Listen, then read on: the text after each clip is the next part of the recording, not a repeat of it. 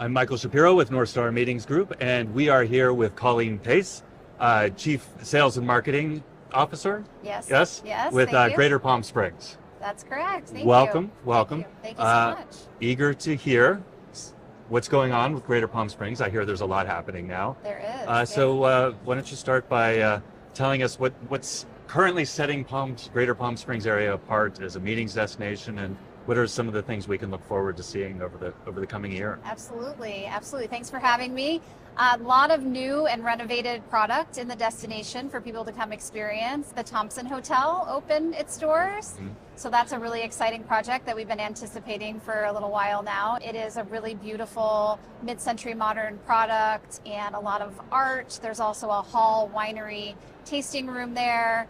And it's a really unique sort of addition to our downtown Palm Springs collection. That Palm Springs look has sort of been defined. It's extended well beyond Greater Palm Springs. People are redecorating their properties with that design in mind. They are, and it's a very unique aspect of our destination. So we have Modernism Week that actually happens in the fall and in February. It's the 20th anniversary actually. So people come from all over the world to look at all the unique homes that have been in Greater Palm Springs for many, many years. And it's a very unique, charming aspect of our destination. In the pipeline, what do we have coming up for planners to expect in the coming years or months? Yeah, we also just had the relaunch of the Grand Hyatt. Okay. And so previously a Hyatt Regency is now a Grand Hyatt. So with that came a reimagination of their room product, their public spaces, a new celebrity restaurant. So we're seeing some of the celebrity chefs coming into town as well, which is exciting to add to our culinary scene. We have Angela Sosa, who opened the restaurant at the Grand Hyatt, who's from Top Chef. We also have Richard Blaze that just opened a restaurant, Kestrel, which is at the Indian Wells Golf Resort. So two celebrity chefs, they actually competed in the same season, so it's sort of funny to see them have two restaurants opening at the same time in our destination. But a lot of unique culinary experiences.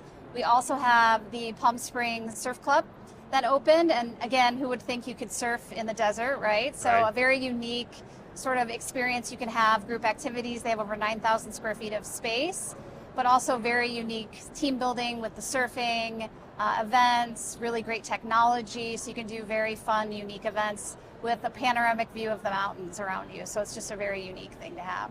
And now I'm wondering too, with two Top Chef contestants opening, let's say, dueling restaurants. I know, we're trying to get them together to do something. Are there opportunities for a team building activity, Top Chef themed? I think so. I think we could definitely take advantage of some of these celebrity chefs being there and kind of play with the theme a little bit more. And food is never unpopular, so I think that will continue to be a very important aspect of all meetings and events. And what about in terms of maybe tips, maybe things that planners might not know about the region that would be good for them to know when they're I think that one of the things they may not know is that there's an affordable season or a shoulder season that they can take advantage of, where the rates are very approachable.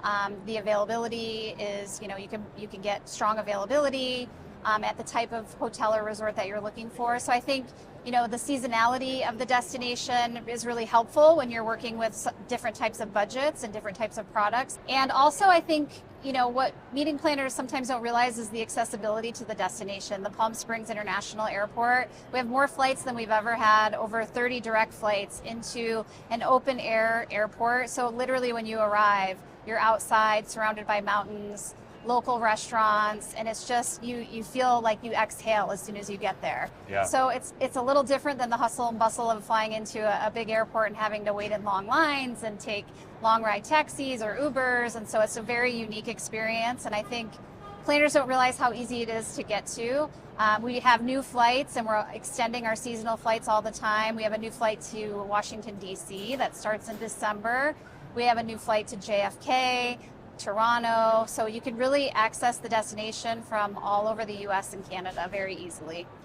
So tell us, a lot of planners are looking for authentic local experiences in their destinations now. Does anything come to mind that really reflects the local culture of the Greater Palm Springs area? Definitely. So one of the things people don't realize is that we have a Native American culture, and the Agua Caliente Band of Kuya Indians are indigenous to the destination, time immemorial. And so there's a lot of unique ways you can incorporate that into your meeting, whether it's hiking in the Indian Canyons, which is tribal land under one of the largest palm groves, or the Agua Caliente Cultural Plaza that just recently opened, which groups are really excited about incorporating that piece of culture into their meetings and events.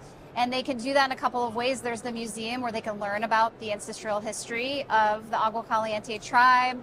They can also experience the spa at Sehi, which has the modernization of a brand new spa, very high technology, but also the ancient ritual. So the taking of the waters, which has the healing hot springs that are over 12,000 years old that bubble up from the ground. So there's just a lot of unique experiences. The museum offers the history and also some artifacts that they found when they were building these two beautiful buildings. And so just a lot of ways that you can experience that with your meeting and event. We're finding people want to be connected to the destination and the culture. And so that's been a very popular thing for our meeting planners as well. Oh, that's great. And what about in terms of capacity? Is there a sweet spot for meeting size? I think that's the great thing is we have sizes and unique spaces and venues for all types of groups. So we do everything from incentive board meetings all the way up to exhibit and conventions. Maybe not quite as big as IMEX, but as larger conventions. We have a convention center.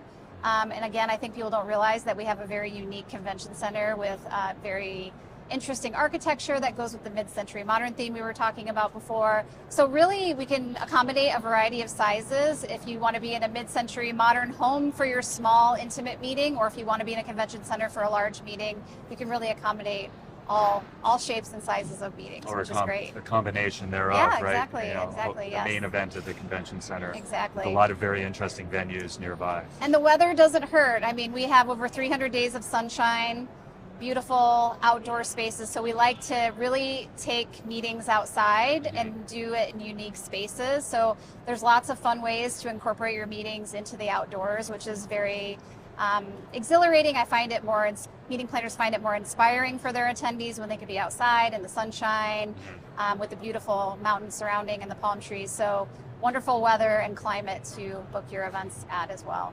Yeah.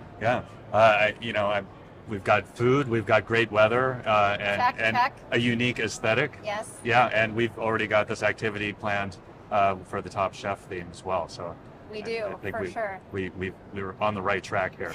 Definitely.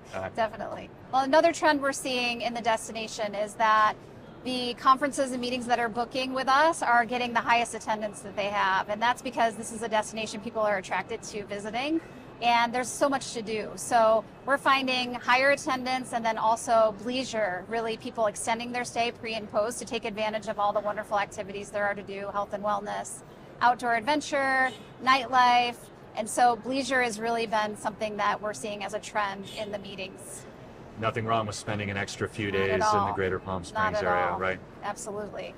What about, is there anything else coming down the pipeline that you'd like to tip people off about? Yeah, I mean, we're the hotel, the Margaritaville Hotel, which was a pretty new brand to the destination, came about 3 years ago, is now going back to its original roots as the Riviera, which is where the Rat Pack used to perform, Frank Sinatra, and so it had kind of an old Hollywood sort of vibe, and it's going back to that original status in the next 2 years. So they've just rebranded back to the Riviera recently, and now over the next 18 months they'll be updating the product to kind of align with that. Quinta Resort is also going through a renovation. They're just at the final stages of that, so they'll be completing in the next couple of months. So again, full room renovation, which is really exciting. So again, a lot for meeting planners to experience, whether they're revisiting and sort of reimagining their meeting, but they haven't seen the new product or the renovated product. I think there's something for everyone to see that's new and fresh. Great, fantastic. Yeah.